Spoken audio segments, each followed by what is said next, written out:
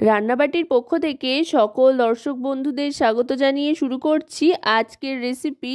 আজকে বানিয়ে ফেলেছি ধনেপাতার ভর্তা বা ধনিয়া পাতার ভর্তা, কোনো রকম বাটাবাটির ঝামেলা ছাড়াই।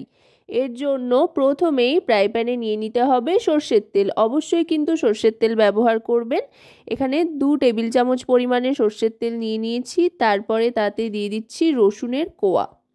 এখানে 6 কোয়া মতো রসুন দিয়ে দিয়েছি। এবার দিয়ে দিচ্ছি স্লাইস করে কেটে নেওয়া পেঁয়াজ। পেঁয়াজটা আপনারা আপনাদের পছন্দ মতো যে কোনোভাবেই কেটে নিতে পারেন। আমি একটা মাঝারি সাইজের পেঁয়াজ স্লাইস করে কেটে নিয়েছি। আর তার সাথে দিয়ে দিয়েছি 2টো কাঁচা লঙ্কা। লঙ্কাগুলো যেহেতু বেশ ঝাল তাই 2টো কাঁচা লঙ্কাই দিয়েছি। আপনারা চাইলে আপনাদের পছন্দ মতো লঙ্কার পরিমাণটা কম বেশি করে নিতে পারেন।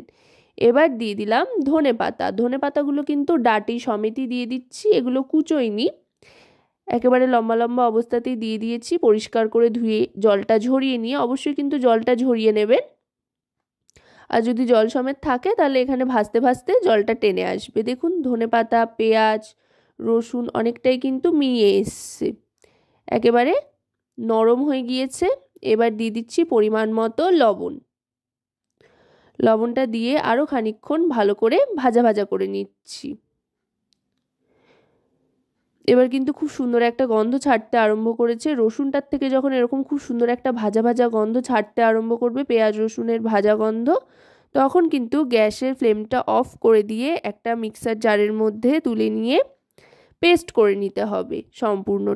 সম্পূর্ণটা ভালো করে পেস্ট করে নিয়ে এবার নামিয়ে নিচ্ছি। চটপট মাত্র 2 মিনিটে কিন্তু তৈরি হয়ে যায় ধনেপাতার এই রেসিপি। আর ভাত দিয়ে খেতেও লাগে অসাধারণ, একদম আঙুল চেটে খাওয়ার মতো। তো আজকের রেসিপিটি কেমন লাগলো অবশ্যই কিন্তু আমাকে কমেন্টের মাধ্যমে জানাবেন। ভালো লাগলে রান্নাবাটি চ্যানেলটিকে লাইক, শেয়ার, সাবস্ক্রাইব করার অনুরোধ রইল।